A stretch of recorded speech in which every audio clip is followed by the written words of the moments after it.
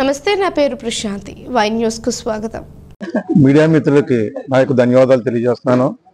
మరి ఈ రోజున అందరూ చూడడం జరిగింది ఎన్టీవీ వారి యొక్క అవాస్తవ వారి యొక్క ప్రచారాలు, వారి యొక్క రేటింగ్ పెరగడం కోసం, అయితే వాళ్ళ యొక్క యూయర్స్ సంఖ్య పెరగడం కోసమో వాస్తవం కానటువంటి న్యూస్ని వాళ్ళు ప్రచారించడం జరిగింది.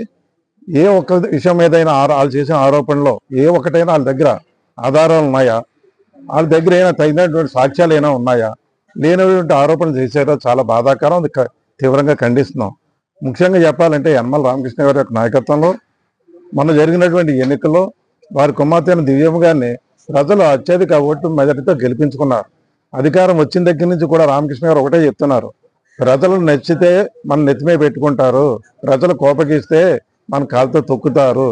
అంచేత ఒళ్ళు దగ్గర పెట్టుకుని మన అందరూ పరిపాలన చేయవలసిన బాధ్యత మన అందరి మీద ఉందని మా కార్యకర్తల్ని ఎప్పటికప్పుడు మమ్మల్ని ముందుకు నడిపిస్తూ ముందుకు వెళ్తున్నారు. ఆయన ఎప్పుడు కూడా చట్ట వ్యతిరేక పనులు ఎప్పుడు ప్రోత్సహించరు.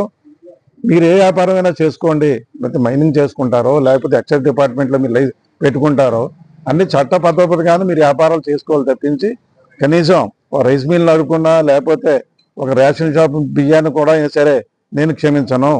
ఎటువంటి మనకు నాయకులు అవ్వచ్చు లేకపోతే సామాజిక కార్యకర్తలు అవ్వచ్చు, ఎవరైనా చట్టబద్ధ వ్యాపారం కింద ప్రోత్సహిస్తానని చెప్పారు. ఆ మాట ప్రకారంగానే లోపలందరినీ ముందు నడుగుతున్నారు.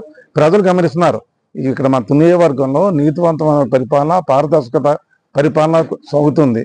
ఎటువంటి ప్రజలు హ్యాపీగా సంతోషంగా ఉన్నారు. గత ప్రభుత్వంలో ఇసుక ఏ రేటు దొరికింది, అలాగే గ్రావెల్ ఏ రేటు దొరికింది, కంకర ఏ రేటు దొరికింది, అలాగే నిర్మాణ రంగం కూడా ఈవేళ అప్పుడు నన్న తక్కువ రేటు దొరుకుతున్నాయి. నిర్మాణ రంగం కూడా వ్యాపారాలు బాగున్నాయి.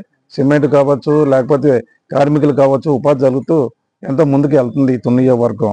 కేవలం వాళ్ళ యొక్క ప్రతిపక్షం తాలూకు వాళ్ళ యొక్క ఆశలకు లొంగి మరి ఈ వార్తను ప్రసారించారు. దీన్ని మేము తీవ్రంగా ఖండిస్తున్నాం. అలాగే మరి మన